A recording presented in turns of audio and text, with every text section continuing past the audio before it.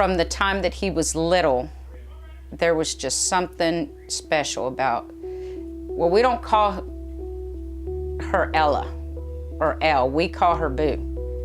That has been her name since she was born. Whenever I first met Matt, I knew that he was not straight, and I didn't say anything because like I know whenever he did tell me, he was like, you know, don't tell anyone, like I'm only telling a couple people, and I respected that. But I remember the very night that he came and he told his dad and I, just a minute,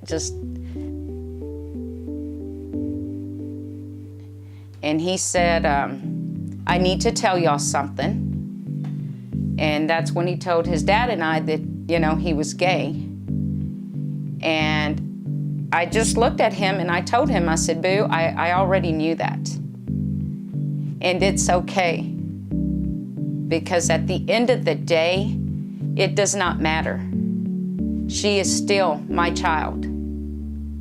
So whenever she told me that she was like really thinking that, you know, I think I'm trans, like I want to transition, I want to be a girl, like to me, she was going to take those steps to make herself happier. As of February 1st of 2017, I have started medically transitioning. So for the first 6 months, they say that you'll notice a lot of tenderness around your breast, so breast development. You get the mood swings of like when a girl is first on their period, like the first week. When you have like cramps, I get those too. I get all the symptoms. I just don't have the physical attributes of like having a period. In the beginning of my transition, for sure, I was having a little bit of doubts only because like I just didn't know if I was up for that battle and that journey, because I want to go to the damn grocery store and then like I want to go get bread and milk like everybody else and not fucking have to deal with someone picking me apart to pieces. With the process, I really don't think that Elle would be putting herself through this unless she really thought that it was going to be worth it. It really could be worse sometimes because there's people dying because of it and getting beaten and bullied and stuff like that just because they're trying to be who they want to be, and in a world where people are just so judgmental and crazy and cruel, it's really hard for some people. So I feel like Elle's definitely very lucky and very blessed. That's what we're here for, is for them to be able to come and be able to express themselves and not be judged by it. Her relationship with her nieces and nephews is great. She loves them to pieces. She can always, you know, cheer them up, make them laugh. So I feel like taking all of that into maybe sometime in the future if she were to become an actual parent, and I think that she would be able to do a really good job at taking care of her kid.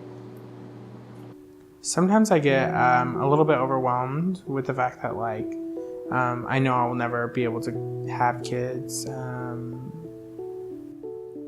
It makes me a little upset only because it's like I'll never get that chance, and I feel like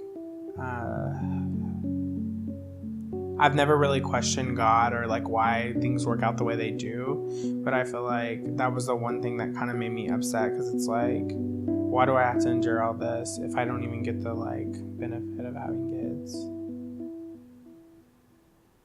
The future for Elle, I feel like it can only get better, because I know like she's had like hard situations, but I feel like if anything, all of the hard stuff is over with, I hope. I am really excited to see like where she'll be in 5 years, whether it's where she wants to be or not. I just hope she's happy. That's all I want her to be in 5 years, 10 years. I just want her to be happy. Ella sees herself 5 years from now fully transitioned and is doing a lot better in her life, and she's more happy. Now it's like she has an opportunity to come out of her shell like a butterfly and be who she was meant to be.